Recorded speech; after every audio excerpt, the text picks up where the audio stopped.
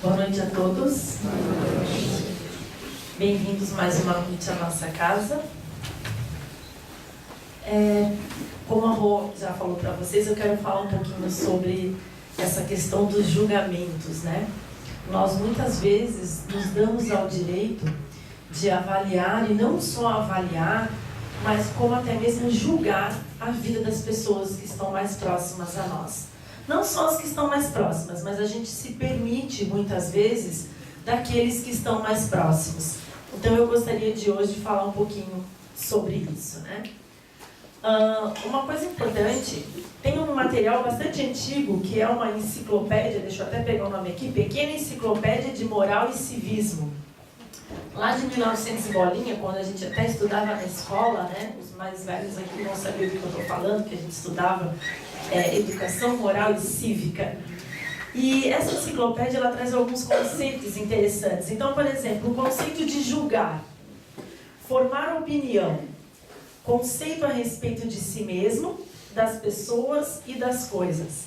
E é interessante, porque se a gente for pegar um material um pouco mais recente, o conceito de julgar, ele já não vem como formar opinião. Ele já vem como um conceito ligado a falar de algo ou alguém diferente de si. Então, olha como até as palavras no decorrer dos tempos, elas vão tendo ressignificados, elas vão sendo revistas, né? Porque você formar uma opinião é uma coisa, você julgar, hoje a gente sabe que é outra. Aí ainda nesse material eu peguei outros, assim, por exemplo, julgamento. Ação ou efeito de julgar por parte de juiz ou juízes. Decisão em matéria civil, criminal ou administrativa. E eu resumi um pouquinho do material que eu li, mas um dos materiais ele até falava do julgamento vindo diante de Deus. Mas esse eu quero falar um pouquinho depois, que a gente sabe que dentro da doutrina espírita e dentro do Novo Testamento, a gente tem um novo olhar sobre o que é um julgamento, né? E aí, como a Rô falou ali para vocês de uma passagem bíblica, eu escolhi aqui Mateus capítulo 7, de 1 a 5, onde ele diz assim, que é o Sermão da Montanha, para quem lembra. Não julguem e vocês não serão julgados. De fato, vocês serão julgados com o mesmo julgamento com que vocês julgarem. E serão medidos com a mesma medida com que vocês medirem. Por que fica olhando o cisco no olho do seu irmão e não presta atenção à trave que está no seu próprio olho? Ou como você se atreve a dizer ao irmão, deixe-me tirar o cisco de seu olho, quando você mesmo tem uma trave no seu? Hipócrita, tire primeiro a trave do seu próprio olho, e então você enxergará bem para tirar o cisco do seu irmão. A gente sabe dentro da doutrina espírita que o planeta Terra, ele não é uma das orbes mais desenvolvidas que nós temos no universo. Que todos nós que encarnamos nesse planeta, já estamos aqui justamente porque a gente veio para aprender, para continuar uma caminhada evolutiva, e não estamos nem perto de chegar ao máximo dessa caminhada, por isso encarnamos aqui. Então é interessante quando a gente fala sobre o planeta Terra, porque os nossos julgamentos, como eu falei no início, muitas vezes eles se dão a pessoas que nessa encarnação estão próximas de nós. E se nessa encarnação estão próximas de nós, tem tanto quanto a aprender, quanto nós temos. Mas nós muitas vezes nos damos ao direito, e aí por uma outra questão, que eu vou voltar lá para aquela enciclopédia, por uma questão de orgulho, né, por uma questão de ausência de humildade, de muitas vezes nós acharmos que o nosso caminho é o certo, que a nossa visão é a certa, que a nossa religião é a certa, que a nossa escolha de vida é a correta, e que as pessoas que estão próximas a nós têm que ter a mesma opinião, ou a mesma postura, ou os mesmos pensamentos. Então, o que nos leva, inicialmente, a ter uma atitude de julgamento para com o outro, é justamente o orgulho. É essa falta de lapidação de uma humildade que nos faz acreditar que nós temos o direito, e muitas vezes nos faz acreditar que nós temos o dever de julgar e escolher para o outro aquilo que ele deva fazer. Lá naquela enciclopédia que eu falei no começo, o conceito de orgulho está bem interessante, assim. Sentimento de dignidade pessoal, brio, altivez, conceito elevado ou exagerado de si próprio, amor próprio demasiado, soberba. É o sentimento da própria grandeza real, existente no íntimo de cada ser, mas transbordado ou desviado do seu verdadeiro curso.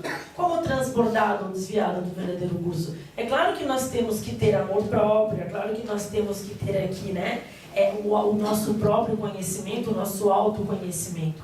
Mas tudo que vem em demasiado, não há equilíbrio. Tudo que está em demasiado não está equilibrado. Então, quando a gente começa a achar, né, quando esse nosso amor próprio, ele já começa a se tornar algo de achar que eu estou além do outro, que aí é a soberba, é quando nós nos damos o direito, e como eu falei antes, muitas vezes a gente se vê até no dever, né, vou dar alguns exemplos daqui a pouco, todos baseados em histórias fictícias, então não quero ninguém estranhando, onde a gente acha, né, que a gente tem que alertar o outro, porque é para o bem do outro. Eu estou falando, mas é para o seu bem. Eu sei que você vai ficar bravo com a minha opinião, mas é meu dever falar. Quem falou? Né? A gente, além da gente julgar, a gente ainda dá uma introdução ali, se colocando acima do outro de por que eu estou te julgando. Né? Por que eu posso te dizer que o que está fazendo é certo ou errado? E tudo isso por quê? Porque a gente não tem humildade. Naquele próprio material ali, olha só, humildade, do latim humilitas, ou humilis, que significa pequeno. Nem vou ler o resto, nem precisa. Pequeno. Quando eu acredito que eu sou pequena, quando eu acredito, né, que diante desse universo todo, eu ainda tenho tanto a aprender, eu estou exercitando a humildade. Só um comentário que eu acho que é importante, né? Que a pessoa, quando ela se coloca num patamar de humildade, ela não vai se auto-intitular humilde. Né? Isso é um fato. Quando que a gente percebe a humildade? A gente percebe no outro. Puxa, o fulano é uma pessoa tão humilde. E nos dias de hoje a gente tem que tomar cuidado, porque a gente distorce tanto as palavras, né? A humildade é uma delas. Por exemplo, o fulano é tão humilde. Ele é humilde? Puxa, que legal, ele é uma pessoa legal assim de conversar. Não, você viu? Olha como ele se veste, como ele anda, né? Cabeça para baixo, isso não é humildade. Né? Quando a gente fala da humildade, é a pessoa que sabe que a sua posição é pequena diante do mundo, é a pessoa que sabe que, na verdade, ela não sabe nada, né? Que tem muito a se aprender, que a cada dia são novas lições. Isso é uma caminhada de humildade. E, geralmente, a pessoa que é assim, ela não vai se intitular, porque já começa que ela não se percebe assim. A pessoa, quando tem humildade, a primeira coisa que a gente percebe em pessoas humildes é que elas já falam, não, mas eu tenho muito que aprender. Não, obrigada, mas esse elogio não é para mim. Então, o humilde não se intitula humilde. Então, a gente não pode confundir aqui a humildade, a bondade também, com aquela situação de ser, né, submisso, ou muitas vezes omisso diante de situações da vida. Não é isso. A gente também tem que se posicionar. É claro que a gente tem que se posicionar, mas sempre lembrando que o que é do outro, que o que ele escolheu para si, ele tem o livre-arbítrio de ter escolhido aquilo ali. E a gente acaba se perdendo, porque a gente vem de uma visão, eu não sou historiadora, mas lá de Aristóteles, né, que veio aquela visão assim de, isso é certo, isso é errado. É uma coisa assim muito, muito fechada. Até trouxe uma historinha, daqui a pouquinho eu vou ler aqui para vocês, né, onde a gente fala dessa dicotomia, isso aqui é certo. E daí, para isso aqui ser certo, isso aqui tem que ser errado. Por que não pode isso ser certo, isso também ser certo? Né? Esse ali é meu amigo, esse ali é meu inimigo. Por isso que a gente se frustra, por isso que tem tanta gente frustrada nos dias de hoje. Porque se idealiza o outro. Então, o meu amigo tem que ser meu amigo 24 horas por dia, durante todo o meu período aqui encarnatório, se não mais, né? Ele não pode errar, ele não pode falhar, ele não pode me magoar, ele não pode alguma vez pisar na bola. Então, a gente vai nessa dicotomia. E o inimigo nem sempre é o inimigo. Né? O inimigo nem sempre é o verdadeiro inimigo. Muitas vezes aquela pessoa que não tem carinho por você, que não tem afeto por você, muitas vezes aquilo que ela vai te falar vai te fazer crescer muito mais, vai te fazer se avaliar e ficar alguém muito melhor do que aquele que você julgou ser o seu amigo. Então ninguém é amigo o tempo inteiro, ninguém é inimigo o tempo inteiro. A gente tem que começar a fugir dessa dicotomia. Né? Então, eu estou na religião espírita, puxa, porque eu estou em outro processo de evolução. Até aí tudo bem, mas vocês já viram que muita gente fala assim, porque eu estou em outro, com aquele outro, colocando ele lá em cima, né? Eu tenho um irmão fulano, mas ele não vem a doutrina espírita porque ele é de tal religião. Puxa, ele é de tal religião, legal. Não, é que ele está em outro momento de evolução. A Ronzinha já mostrou, né? O que pensa que é o outro momento de evolução do irmão? Isso é orgulho. Isso é julgamento. E nós não temos o direito, né? Depois eu vou reler ali a passagem da Roma, mas eu trouxe outras também. Por quê? Porque a gente se vê no direito de julgar, porque a gente tem uma percepção da verdade. A gente pega um fato, a gente pega um acontecimento e a gente tem aquela percepção. Só que se a gente for observar, quando a gente vai tomando essa postura de julgamento na vida da gente, várias coisas vão acontecendo. Primeiro, a gente vai muitas vezes afastando pessoas que poderiam nos fazer crescer, pessoas que poderíamos aprender com elas, e nós já vamos afastando. Porque a gente se torna aquela pessoa ali que está sempre ali para julgar, para dizer se a pessoa fez certo, se fez errado, se aquilo era o caminho, se aquilo não era o caminho. Muitas vezes a pessoa nem perguntou, né? Nem perguntou. Eu sempre brinco lá em casa, quando a gente tem alguma discussão, mentira, na minha casa tem discussão, gente, espírita não tem discussão. A gente acorda zen, né? A gente acorda, olha para o marido, fala namastê para o marido, aí a gente senta, fica meditando, né? Espírita é assim, né? No trabalho também, né? Quem é espírita no trabalho nunca tem discussão. Né? A gente chega, entra aquele facho de luz com a gente, e daí a gente vai passando. Algumas pessoas acham que é isso, né, gente? Falando sério. Né? A gente está aqui para aprender. Então a gente tem dentro da casa da gente os nossos desafios, na família da gente grandes desafios, no trabalho mais desafios ainda. E eu sempre brinco na minha casa, no meu trabalho, quando são pessoas com mais intimidade, quando começa alguma coisa, eu digo, opa, deixa eu lembrar aqui que momento foi que eu perguntei a opinião, peraí, né? Daí a gente já consegue na brincadeira cortar aquela vibração ali de quem está julgando quem, de quem está avaliando quem, né? Opinião é igual pizza, gente só pede se a pessoa dá, ainda tem que pensar se a gente dá, né?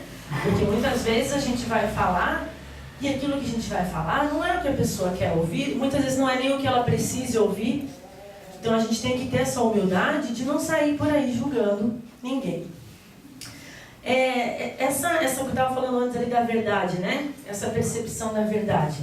Tem uma história, eu estava lendo uma vez uma história, não lembro agora se eu anotei o nome da lenda, não anotei. Onde ele fala dos 7 sábios que eram cegos, né? E aí eles colocam um elefante ao centro, é uma história budista. Um elefante ao centro de um espaço e cada cego vai, num determinado momento, apalpar esse elefante e falar o que ele acha que é, né? Descrever um pouquinho. E ao final dos 7 cegos, nenhum chegou à conclusão de que era um elefante. Porque cada um acabou focando numa parte que lhe chamou mais atenção, né? Que lhe deu mais alguma sensação de conforto ou de grande diferença, e precisou que uma outra pessoa viesse e descrevesse inteiramente, né, o que era possível ser descrito ali para eles, do que era aquele ser, para eles entenderem o que era o elefante. Então eu sempre brinco que nós somos esses cegos. Nós somos esses cegos. Nós temos a visão, né? Tem um autor que, se não me engano, é o Cortella, que ele sempre fala que um ponto de vista... esse é meu ponto de vista. Um ponto de vista é a vista de um só ponto. Então, a gente sempre acaba achando que a verdade é aquilo que a gente viu, aquilo que a gente vivenciou. E não necessariamente por maldade, mas a gente se vê no direito de dizer para o outro o que ele deve fazer. E aí a gente tece julgamentos. Né? Nessa geração aí de redes sociais, então nem se fala, né? Uma fotografia gera polêmicas para a semana inteira. Por quê? Porque a fotografia é um registro de um momento, de um acontecimento. Então, por exemplo, eu não tenho o hábito, não tenho o hábito de usar boné. Mas de repente eu entrei aqui, encontrei alguém de boné, achei bonito, peguei e alguém tirou uma foto. Pronto, as pessoas já... Quem é a Fran? É aquela que usa boné. Não, a Fran não é aquela que usa boné. A Fran não usa boné. Né? Diariamente a Fran não usa boné. Mas porque aquele momento foi registrado e aí já vem os julgamentos, né? Puxa, mas ela usa boné. Por que ela usa boné? O que ela está escondendo embaixo daquele boné? Olha, eu acho que você está se escondendo. Você está escondendo a sua beleza embaixo do boné, alguns diriam. Outros já diriam, olha, tá feio você usando esse boné, porque o boné não é uma coisa que combine hoje. E aí as pessoas vêm e vão criando, eu estou usando o boné só como um símbolo, é claro, e vão criando histórias em cima de situação que de repente eu só quis pegar e colocar o boné por um minuto para ver a minha sensação. E nós geralmente estamos do lado dos que estão fazendo os comentários sobre o boné. Por quê? Porque por vir a doutrina, por ler, por nos instruirmos, muitas vezes a gente acha que nós temos o dever e nos damos o direito de avaliar o outro.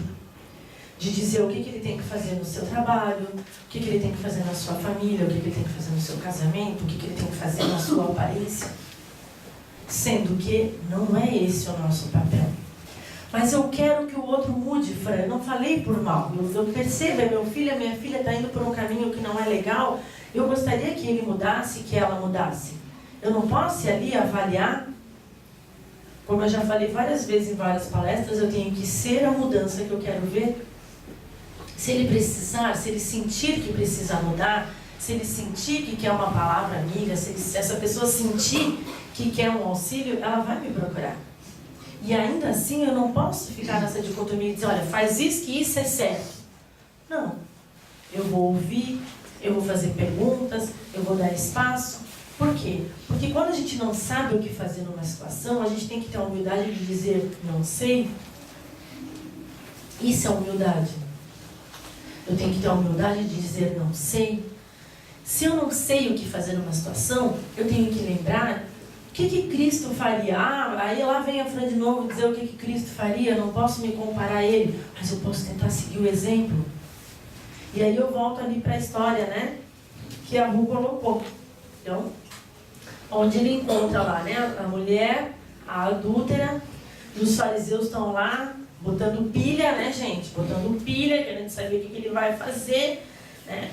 E o que Cristo fala? Aquele que estiver dentre vós, que atire a primeira pedra. Eu nem vou reler a história, mas é interessante, eu separei essa história também, que eu acho que tem algumas coisas que são importantes a gente falar aqui. Primeiro, uma das coisas que me chama a atenção, eu estava lendo que a lei que eles seguiam, essa lei da questão do adultério, era a lei mosaica.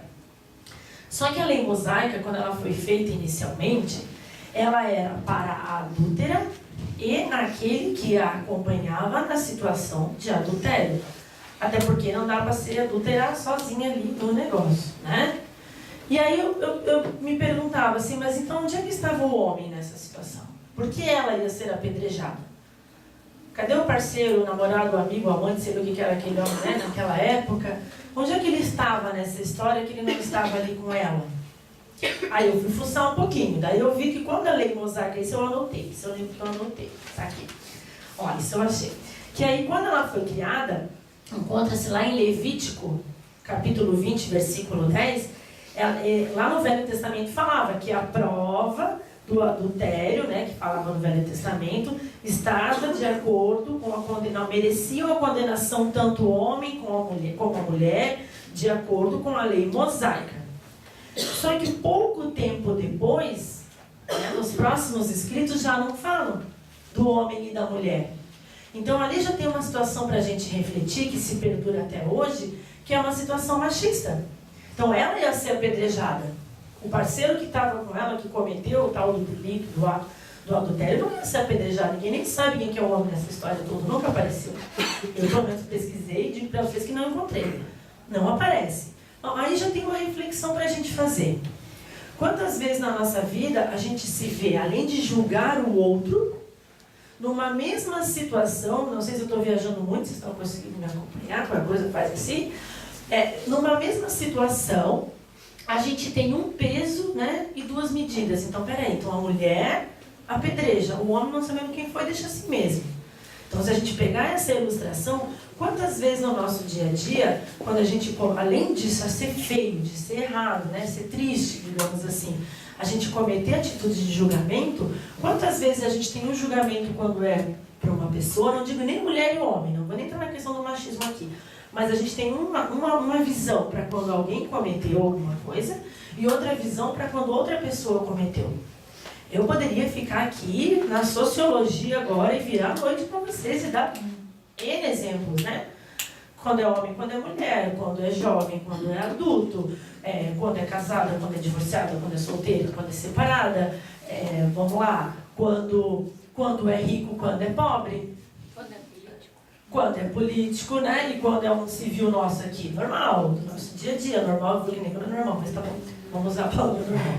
Então, a gente vai sempre ali, peraí, então já tá errado esse negócio, né? Já tá triste isso de julgar. E aí lá a gente já percebe isso, então já é uma reflexão que eu coloquei que a gente tem que fazer nessa passagem. Uma outra reflexão que eu tiro daqui é a autoridade moral para julgar. Quem eram essas pessoas que estavam ali? Aquilo era um julgamento? Aquilo foi alguma coisa que foi levado diante de alguém que foi incumbido a isso? Aí você pega o próprio Mestre Jesus não julgando. Não julgando. Ele era de uma humildade tamanha que ele não se viu no direito de julgar essa mulher. Ele não julgou.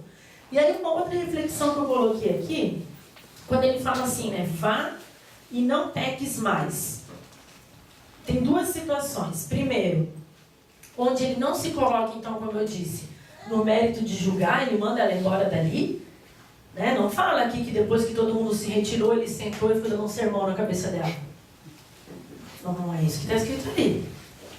Eu não sei se eu estava lá, quem que eu era naquele momento, mas não está escrito nenhum dos materiais que a gente procura a Bíblia, porque depois de ter tirado a multidão dali, que Jesus teria ficado com essa mulher e ficado lá conversando, né, passando uma conversa ali, não. Ele só disse, vá e não peques mais. Então, a situação dele não se colocar, estando só os dois, ele não se colocou no patamar superior a ela. Ele não disse, ó, minha filha, agora que o pessoal foi embora, senta aqui, vamos conversar. Não. E onde ele coloca, né, de não peques mais. Por quê? Porque ele traz para perto da gente essa situação de que nós estamos numa caminhada evolutiva e que cada situação é uma nova chance da gente aprender. Então não peque mais. Vá, mas tenta não fazer mais isso. Por quê? Porque faz parte da nossa índole algumas atitudes. Muitas vezes a gente cresce dentro do nosso sistema achando que algumas coisas são corretas, são normais, sei lá a palavra que quiser usar, e que muitas vezes aos olhos do outro não serão.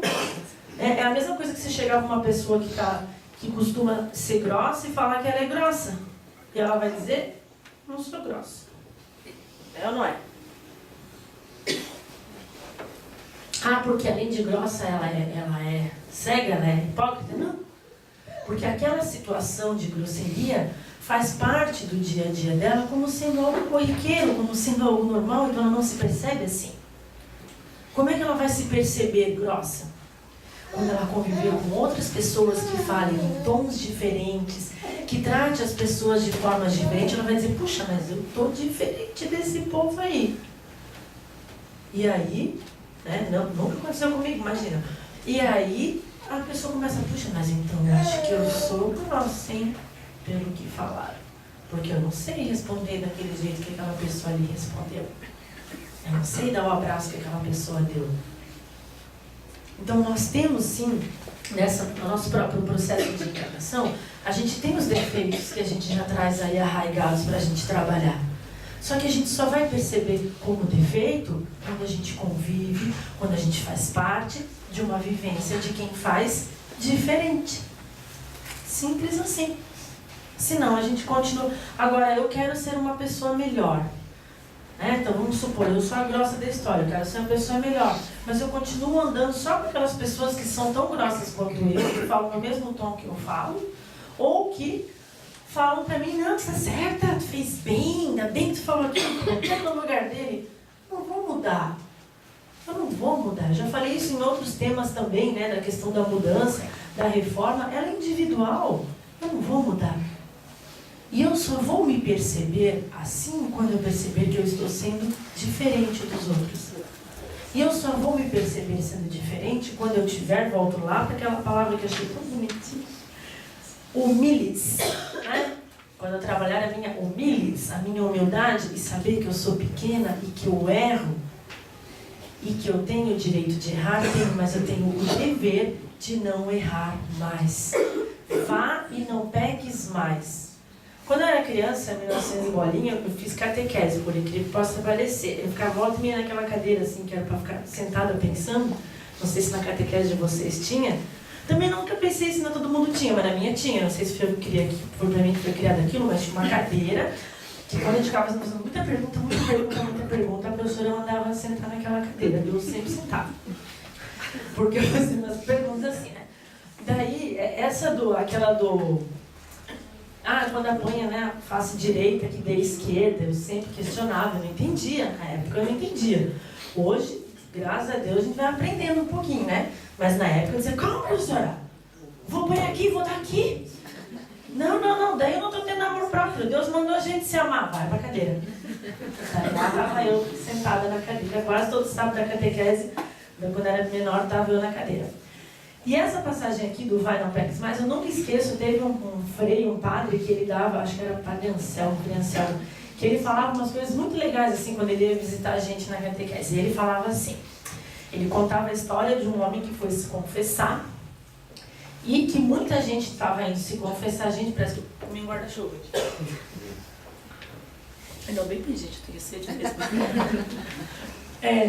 E ele contava assim, que esse homem foi se confessar, ele fazia toda uma historinha, né, aquela historinha do padre, que aí ficou muito tempo esperando para se confessar. E quando chegou na vez dele, ele pensou assim, nossa, mas da próxima vez que eu vim vai ter tudo isso, essas pessoas na minha frente de novo, então eu já vou adiantar a minha confissão. Aí ele dizia assim, olha, eu vim me confessar, padre, porque eu pequei.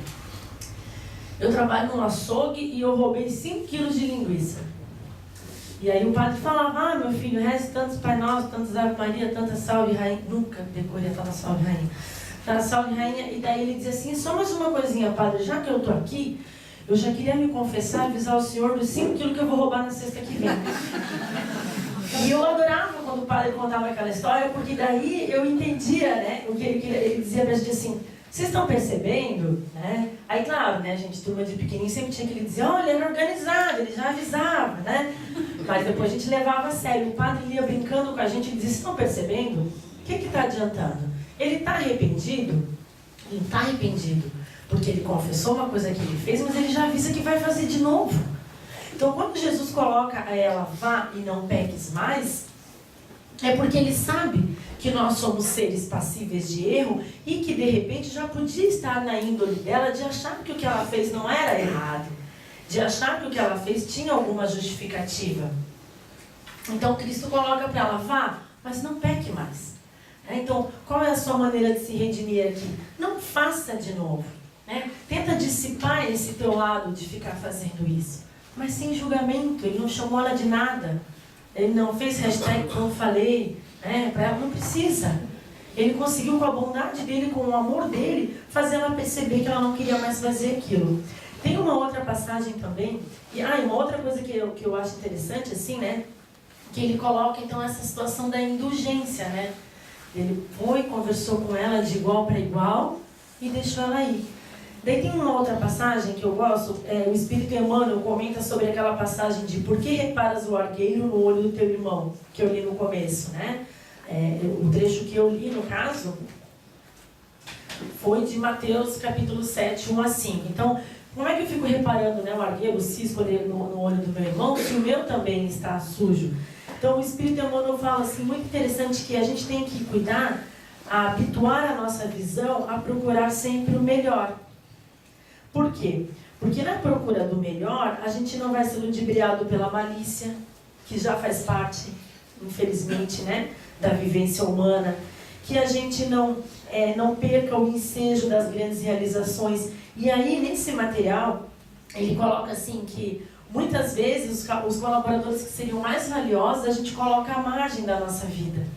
Porque muitas vezes são pessoas que não têm o julgamento, mas por não ter o julgamento também não ficam o tempo todo falando, opinando. São pessoas que preferem viver a sua vida. Né? Aquela pessoa que não vem falar nem para você, nem de você e nem do outro. E que muitas vezes também, aquelas pessoas que já estagnaram, né? Que já falam assim, não adianta, eu já sei, eu sou assim mesmo, igual a história do grosso, eu sou assim mesmo, já estagnou. Aí eu trouxe uma lista de frases aqui de quando a gente está estagnando na vida. Então, quando começa a frase assim, eu não suporto o fulano, né? Aquele sujeito eu não suporto. Olha, eu me dou bem com todo mundo, gente, mas com aquele ali, nada feito. Então já não é todo mundo, né? No ponto que já está, já não tem o que a gente fazer. Mas ninguém conseguiu nada ali, não sei o que vou conseguir. Eu já tentei de tudo. Outra frase também que a gente vê muito. É inútil porque aí a gente está perdendo tempo. Não, eu quero fazer a bondade, mas só dá para fazer bondade para quem quer bondade. Não, eu só posso ajudar quem quer ser ajudado. Gente, Se eu chego ao ponto de julgar, né, que eu julgo quem merece ser ajudado, que, meu Deus do céu, quem tem que ser ajudado sou eu, já começa por aí o negócio. Justamente aqueles que muitas vezes não percebem ou não querem, é que precisam de alguma coisa, mas não do meu julgamento. Julgar não é ajudar. Por quê? Porque quando a gente já chafurdou aí nesse vício de achar que a gente está acima, que a gente é melhor que o outro, que a gente é que ajuda o outro, que a gente é que sabe o que é melhor para o outro, a gente já entrou num caminho de vício que é difícil voltar depois. E aí a vida, muitas vezes, nos traz situações que nos fazem parar, que nos fazem precisar. Né? Não querendo ser má, não querendo ser dramática, mas se a gente for percebendo na nossa história, né, no nosso dia a dia, quantas vezes aquele irmão que a gente muitas vezes via que era a pessoa mais difícil, mais autossuficiente, mais eu não preciso de ninguém, muitas vezes é o irmão que adoece de doenças que precisam de 3, 4, 5 pessoas para cuidando ali todo dia, que é o que precisa de mais gente no seu entorno, que é o que vai depender de mais situações difíceis. Por quê? Porque muitas vezes a gente não se permite aprender com a bondade. E se a gente não se permite aprender com a bondade, vem situações, vem plaquinhas ali de stop pra gente, fazendo a gente ter que parar e precisar do outro. E aí a gente acaba exercitando a humildade, muitas vezes, né?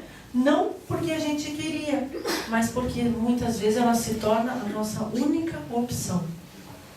Muitas vezes ela se torna a nossa única opção. A gente chega a um ponto, às vezes, da vida que a gente não tem outra coisa para fazer. Por isso que quando a gente não quer ser julgado, a gente não julga. Por isso o título desse material. O que eu não quero para mim, eu não faço para o outro. Se eu não quero alguém se colocando numa situação superior à minha, eu não tenho que me colocar numa situação superior ao outro. Ah, mas eu sou mais velha, eu já vivenciei isso que você está vivenciando. Gente, ninguém vivencia nada que o outro vivenciou. Não precisa ser filósofo para falar isso. Ah, eu já passei exatamente o que você passou. Quem falou? Como é que tu vai... Gente, olha como a gente se coloca acima dos outros. Como é que eu vou saber se a situação do cara é exatamente igual à minha? Não, mas eu quebrei esse mesmo dedo, nesse mesmo dia, nesse mesmo lugar. Mas foi outra situação. Eu tive um outro sentimento. Ele pode estar tendo um outro pensamento, uma outra percepção. Ninguém passou por situação igual a de ninguém. Nós somos únicos. Nós somos únicos. E se nós somos únicos, nós temos que respeitar o outro como sendo parte da nossa evolução, da nossa caminhada. E não alguém que eu tenho que ficar avaliando e julgando as suas atitudes. Tem uma história que eu já li aqui, foi em 2014, se não me engano. Depois do Bruno Filme eu tenho tudo separadinho nas minhas partes, do 14, 15, 16, né? Vai que a gente vem e fala tudo de novo. E aí eu trouxe essa história de novo para falar um pouquinho dessa questão da humildade. Diz uma história que certa vez uma jovem estava à espera do seu voo na sala de embarque de um grande aeroporto. Como deveria esperar por várias horas, resolveu comprar um livro para passar o tempo. Comprou também um pacote de biscoito. Sentou-se numa poltrona na sala VIP do aeroporto para lá poder ler e descansar em paz. Se acomodou. E ao lado de sua poltrona, onde estava o saco de biscoitos, sentou-se um homem que abriu uma revista e começou a ler. Quando ela pegou o primeiro biscoito, o homem também tirou um. Sentiu-se indignada, mas não disse nada. Apenas pensou, mas que atrevido! Se eu estivesse com disposição, dava-lhe um soco no olho, para que ele nunca mais se esquecesse desse atrevimento. A cada biscoito que ela pegava, o homem também tirava um do pacote. Aquilo a foi deixando cada vez mais indignada, mas ela não conseguia reagir. Quando restava apenas um biscoito, ela pensou, o que vai esse abusado fazer agora? Então, o homem pegou o último biscoito, dividiu ao meio e deixou a outra metade para ela. Aquilo era demais. Ela estava soprando de raiva. Nervosa, levantou, pegou seu livro, o restante das suas coisas e dirigiu-se para a porta de embarque. Quando se sentou finalmente, confortavelmente, numa poltrona já no interior do avião, olhou para dentro da bolsa procurando os óculos. Para sua surpresa, viu dentro da sua bolsa intacto o pacote de biscoitos que ela tinha comprado. sentiu uma imensa vergonha, uma vergonha tamanha que não sabia explicar. Naquele momento, ela percebeu que quem estava errada era ela. Ela tinha esquecido de que tinha guardado os biscoitos na bolsa. Na verdade, então, aquele homem tinha dividido os seus biscoitos com ela. Sem estar indignado, sem estar nervoso, sem estar revoltado. Entretanto, ela tinha ficado tão transtornada, pensando em estar dividindo os seus próprios biscoitos dela com ele, que já não sabia o que fazer. E agora, já não havia ocasião para se explicar, e nem para pedir desculpas. O biscoito aqui seria como se fosse, então, né, o nosso julgamento. Quantas vezes na nossa vida a gente está, na verdade, comendo o biscoito do outro, né? A gente vai, a gente acha que a gente está certo, que a nossa ideia é a melhor, que a gente sabe escolher a melhor profissão, que a gente sabe escolher o melhor mercado, o melhor restaurante, a melhor loja, a melhor religião. Tudo a gente sabe escolher. Então, a gente é que tem que fazer os outros seguirem. E quantas vezes, na verdade, a gente está botando a mão no saco do biscoito do outro? Quantas vezes a gente é que está abrindo espaço para que outras pessoas venham e digam, olha, está sendo inconveniente. E não, né? As pessoas ficam ali escutando a gente educadamente, não falam, né? Muitas vezes aceitam o nosso julgamento. Então a gente tem que começar a perceber que talvez as coisas não sejam exatamente como elas parecem ser na hora que elas acontecem. Muitas vezes a escolha que a gente julga errada, que um filho fez, que o esposo fez, que a esposa fez, que o patrão fez, errada ou certa, é a escolha dele. É o direito dele, é o direito dela. A religião que ela escolheu, o caminho que ela escolheu, o que ela escolheu para fazer da sua quarta-feira à noite, é responsabilidade dela. É uma postura que ela adotou, que essa pessoa adotou, e ela vai responder por essa postura depois, e não nós. Então a gente tem que começar a perceber que o amor é uma coisa que quanto mais a gente divide, mais ele multiplica. Diferente de tudo que a gente vive no nosso dia a dia, da nossa situação financeira, né, das nossas situações na nossa casa, o amor, quanto mais a gente consegue dividir entre grupos, mais ele se multiplica, mais amor a gente tem dentro da gente.